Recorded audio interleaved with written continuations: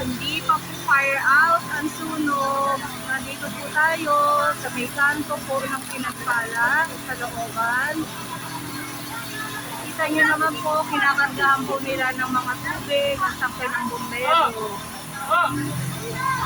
Hindi pa po fire out. Marami pa po inaapula ng mga bagang. Yun po, buusok pa po ang looban. Yan, tulong po yung mga bumbero. Yan, naubusan po ng tubig. Kinakargahan na po ng mga timba, ng mga tao. Tulong-tulong. Yan. Kita po ninyo. Yan, dalo na po yan ang papasok ng Pinagpala.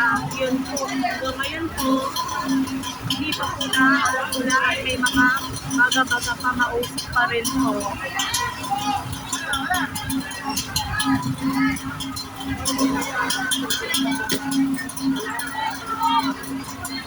Hoy!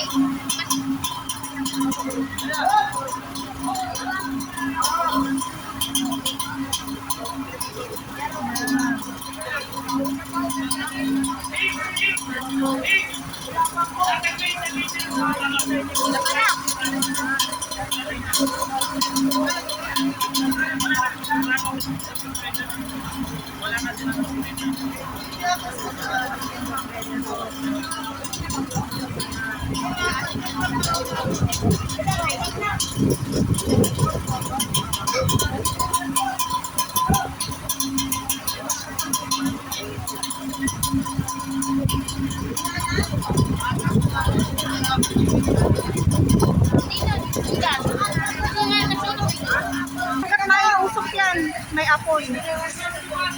Sabi nila pag may usok, may sunog. Ayan po, kinakargahan pa po, maatras ang bumbero. Kawalan na ng tubig. Ayan po, kita-kita nyo ang looban. Ito po yun. Ay, patay yung tubig dyan! Po natin. Ay! Hoy, tignan mo ka, hoy! Meron pa po ubus na ubus po. Kawawa naman po ating kababayan.